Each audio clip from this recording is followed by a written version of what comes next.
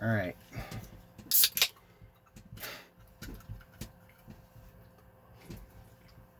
I guess I have to do this.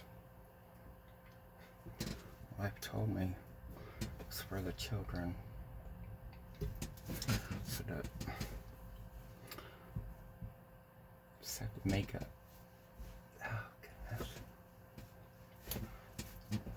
it's for genealogy. So that I had to make a video. Or she didn't say a video. She wanted me to tell a story about family members before I die. I didn't think I was gonna die anytime soon, but it's for the children to know about family members. And then she added a dog in there. She said, and put a dog in there because dogs die too. Right there. I am not sure. She wanted me to add a dog into the story. So I told my kids a story about a family member and a dog. It wasn't very good. So I got another story. Long one. About a family member and a dog. These cars are making me nervous. So this one's about my mom and when I lived in Rockford, Illinois, I found a dog coming home from school that was sick, and it was like an alley, super skinny, it was cold. Later I asked my cousin, and he thinks it probably had parvo. I brought it home because I felt bad for it. And my mom, I think she thought it looked too sick. I don't know, she wouldn't let me bring it in the house, so you keep it outside.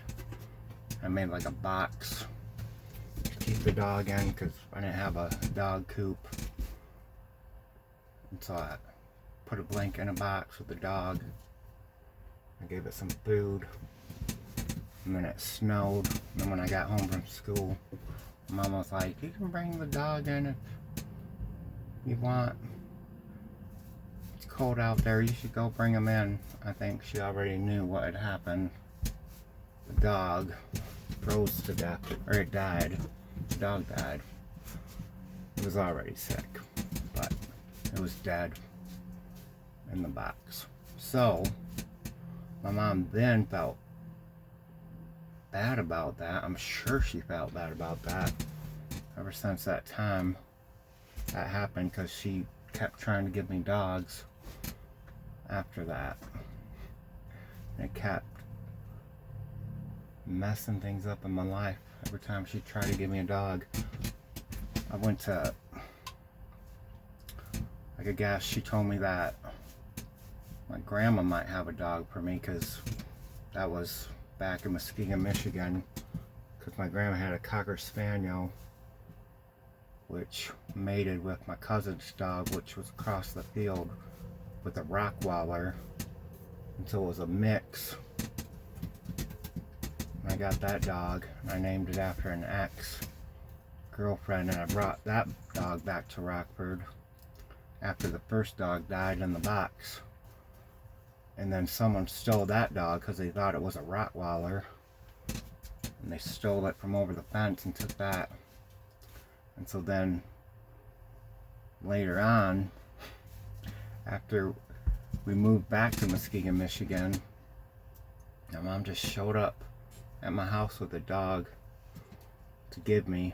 I didn't even ask for it. I didn't want it. I didn't need it. But she showed up at this house we used to live in. I ended up, we were there with like some people. My girlfriend, my ex and stuff, and I think we might have get kicked out, or I think we separated. We decided to go our separate ways because I had to work, the dog couldn't be outside, I had to potty train the dog. They didn't like the method I used. I guess you're not supposed to, I thought you're supposed to potty train them by,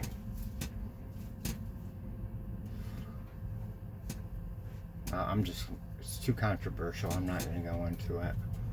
You're supposed to take them outside when they gotta go to the bathroom. But if you're not there, or you potty train them when they poop, when they're puppies, I was taught you show them the poop, and then you tap them on the butt, and then you have to take them outside. And you say no, and you take them outside, and tell them that's where you go to the bathroom. And then that's how they learn. But I don't know. I think everyone just decided to go their separate ways after that happened. Because that was a really nice house, one of the best houses I ever lived in. It was on Terrace Street, and it was next to a house I used to live in with a hole in the roof. My first house I ever lived in had a hole in the roof. We were able to stay there rent free as long as we fixed the hole, which we never did. We just hung a tie-dye curtain over the hole. And then the next door neighbors were a couple of women who,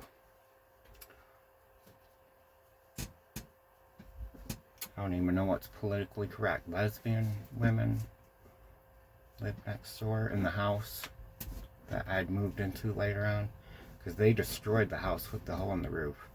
The house next door, super nice house, it even had like a dungeon in the basement. That house, we didn't know it until we moved in there. Apparently my ex's best friend knew the ladies, and that's how we got in. And then, oh yeah, there was like a little dungeon room in the basement. It's pretty nice. Anyways, the story was about dogs. So yeah, that's the story. It's a whole story about how my mom kept trying to give me dogs. And then I think, well, this dog was for herself. I thought it was a bad idea. The last dog she got was from, I don't know, why she keeps trying dogs. Like, she tried to give people dogs they don't want as gifts when they don't want them. She tries to take in dogs that she likes but don't really take care of them. So there was a dog named Buddy that she saw when I was living at my friend's house, and it was really old. She's like, oh, that dog, so she'd come and say, that dog's so great. And then she took it. Someone had given it to them because the person was on the road driving truck, and they're like, can you take care of our dog? And then they gave it to us, but the dog was old, and so she took the dog. We lived with that dog, except it was super old, and you couldn't put it outside because it would bark, because it wasn't in the country anymore. And then it started having seizures, which freaked my mom out because she thought it was dying. And then she had to take it and she had to take it to the vet. It was old. It was having legs. It couldn't like climb the stairs and stuff. I told her it was a bad idea. I said, every time you try to get a pet, everything goes bad. It's like, but those are, there's more stories about dogs. Those are not the best stories, but my wife told me to do it, so I did it.